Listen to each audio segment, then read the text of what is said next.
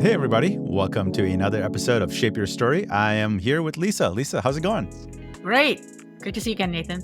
Awesome. All right. So what are we going to learn today? Okay, so we've talked about character and we've talked about concepts and icons. Today, we're going to talk about the third C, and that's context. And that means, where do all these things live? And this is where you can really begin to tell a story. Awesome. So let's get started, okay? Cool. Yeah. All right, so I'm going to go to my iPad right now. And I'm going to show you a kind of a fun technique that I like to use in presentations. And that is there's a picture under here that I'm going to erase. So I'm talking about context. Magic. Isn't that cool? It's How did I do that? Just so everyone's going to ask how I did that. So I'm just going to show you. Hang on a second. Over here, you've got this little thing that shows the layers. I have a layer of white over the picture that's underneath, and I'm just erasing it. See? Yeah. So layer 2 is above layer 1. Layer 2 is white. I'm erasing that right now with the eraser tool. So when we talk about context, what do I mean? I have 3 different buckets that context falls into. This is going to help you come up with ideas for how you can draw your own stories. The first one is what I call sequence. Sequence means exactly what it sounds like. It's timelines, it's steps, it's things that, here's a little wedding cake kind of thing. You use a sequential kind of a context when you're talking about something that needs to go over time or builds over time, like steps or levels or something like that. So, like project management and things might be wanting to use that. Then we have something that I would call frameworks. And this talks about how things fit together. So you might be talking about something like an org chart. These are very rough, by the way, as you can see. So that's meant to be an org chart. Even something like an atom has a structure. So frameworks are kind of structural. Here's like puzzle pieces. So you've got, this is over time, this is how things fit together. And then my favorite is metaphors. And metaphors are stories all by themselves. So you've got things like, here's pillars holding up the roof of like a bank or a temple or something like that. There's a little star person there. Here is my absolute favorite was an iceberg. And there's a little bit of a little clock there. We'll talk about that later. Down here, I have a road.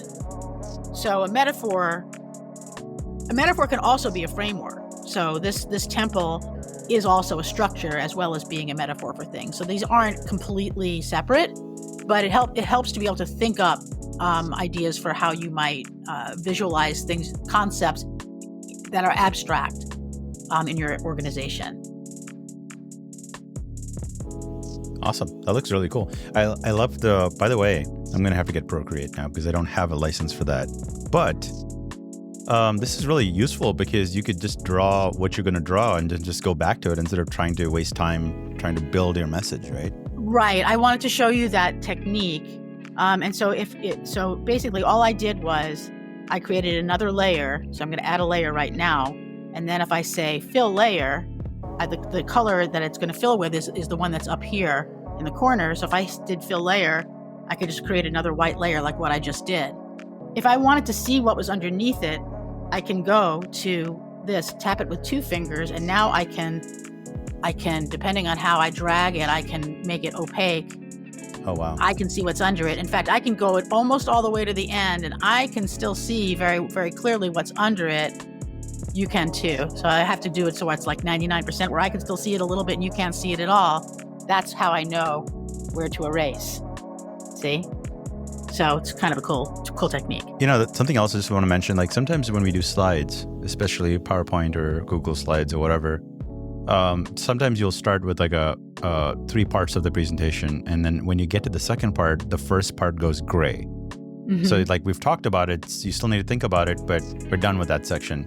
So you can actually do that with layers as you're going from left to right as well. You absolutely could do that. If I wanted to make a layer that was just covering up this part and make it sort of semi-opaque, I could do that and then just turn it on and off over here. See?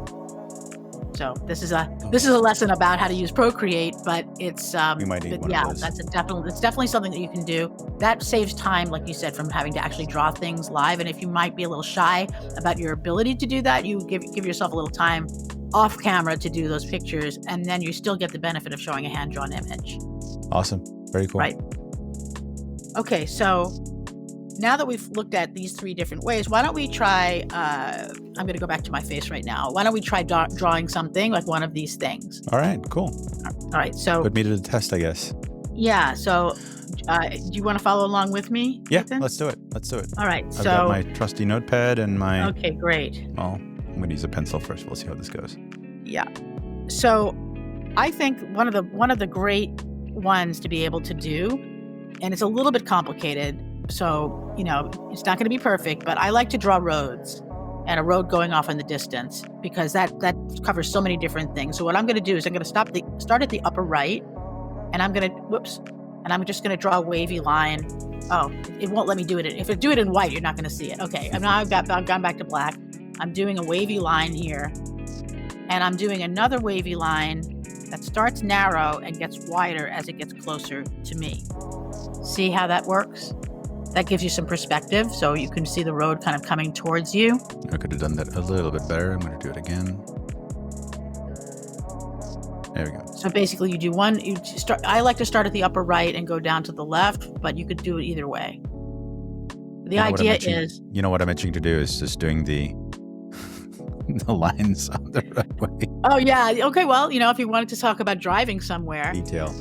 Okay. So you haven't left yourself a lot of room to do the rest of it, but now you've got two roads going over there. So what I'll do then is maybe create like sort of horizon line, like maybe mountains or something, right? And then on the horizon line, you can either draw half a circle and do like a sunshine, like that shows like, okay, here's where we're going. Or if you don't want to do that, you could do, we've shown in a previous video, I've got maybe a trophy, like this is where victory is. So there are lots of things you could draw on the horizon line that symbolize, here's the destination, right? That's a terrible trophy. Sort of. All right. Yeah. So at this point, you now have a story that you can start to tell. If I draw a keyhole person, if you've seen a previous video, you would know how to draw a keyhole person. If I draw a keyhole person, his feet are facing that way because he's looking to that to where he wants to go. Now we have a story about going from here to there, and then you can start to talk about maybe things like I'm going to draw some rectangles here, and maybe you have 1, 2, 3 milestones. I'm not using any colors right now. Don't want to make this complicated, but so and you might decide to write in here like what are the milestones, what are the steps to get from one place to another. You don't have to do that, but you might decide to do that.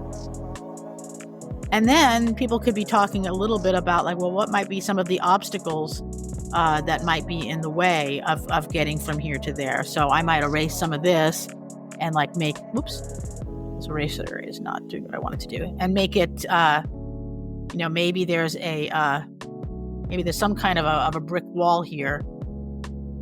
What is that? What is that obstacle that this person has to get over? And that might be bureaucracy.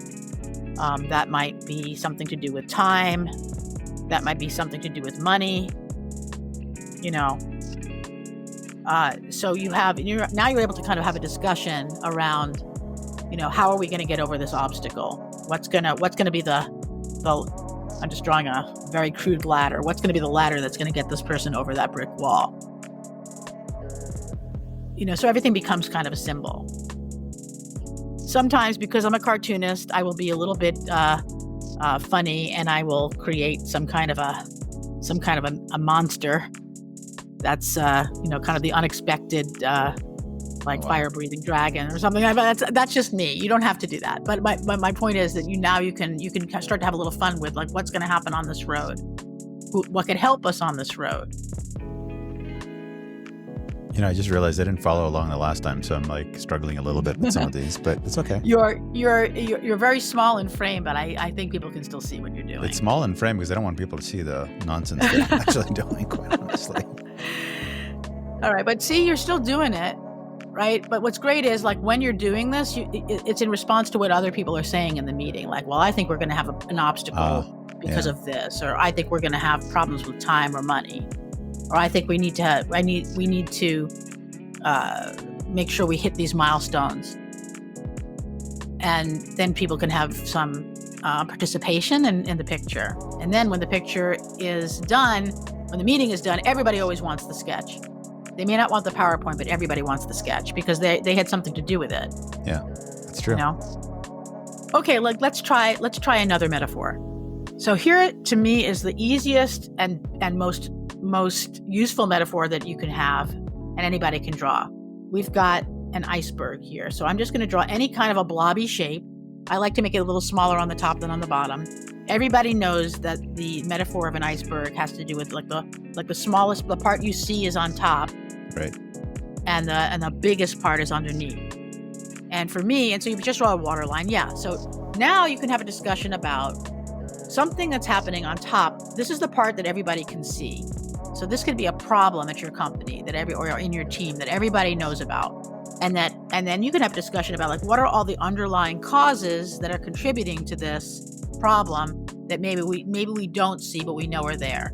So let's say we have a problem with people having conflict at the company. So I'm going to draw people with their feet and their noses pointing away from each other. Maybe they have angry faces on it, or they have clouds over their head. Maybe their arms are crossed. You know, we have conflict and lack of communication, and people aren't getting along. We have a lot of conflict at the office. So what might be some of those causes? And that would be a discussion that you would be having with your team. And you could either write down things that they say, or they could have Post-it notes that they could put on if you're using something like Mural or Miro, or you could find out that, you know, the schedule, the calendar is too tight and everybody feels stressed. So that's why we're having so much conflict, or there just isn't enough dialogue. So dialogue might be to voice balloons, or you know, I don't know what some of the other problems might be, but you'd get them from the group. You know, that maybe people got hired too fast or something like that. I'm not sure how you would draw that, but the idea being that we see this problem, but here are some ideas as to what might be causing this issue.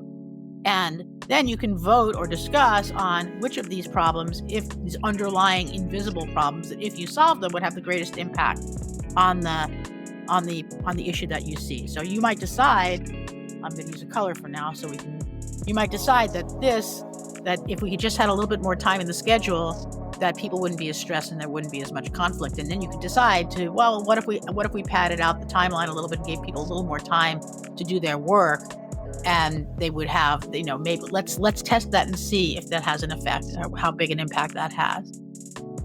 But look what I did here. I put a Post-it that says no time on your little clock. Yeah. See. So hiring, combining things together. No budget. I didn't even mention budget, but yeah, like if there's a small budget and they're fighting over that, and everybody wants their piece of the pie, and of course they're going to have issues. So maybe the answer is either making the budget bigger or allocating it more fairly, or giving people more input into how the budget is allocated. Things like that. You know, you're able to kind of crowdsource an answer to those issues. And it's something that anybody can draw. Yeah. Right. So you did a great job. Awesome. Very cool. Yep. You can see how this can all, we haven't talked about color yet, but I'm sure we will in a future episode. But yeah, I try to use color sparingly, as you know. We'll talk about that. Like you said, we'll devote a whole episode to color. Yeah. But what this does is it facilitates a conversation and collaboration around a problem in a way that everybody can feel included and see their ideas reflected. And that's where, it puts everybody on the same side of the table looking at the same picture instead of shouting across the table at each other trying to get their ideas heard. And that, to me, is one of the greatest values of doing this. That's awesome. Thanks for another great lesson. This is definitely, I think, one of those that you have to practice. So again, we always say this.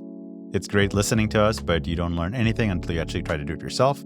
And I do like, Lisa, how we're kind of starting to combine these together, because that was my big question is like, okay, you have circles and squares and all these other stuff, and like, how do you start piecing it together? I think we're finally getting there. So for those of you that are watching, thanks for watching. Lisa, thanks for being on again. And we will catch you next time on another episode of Shape Your Story. See you all next time. Bye.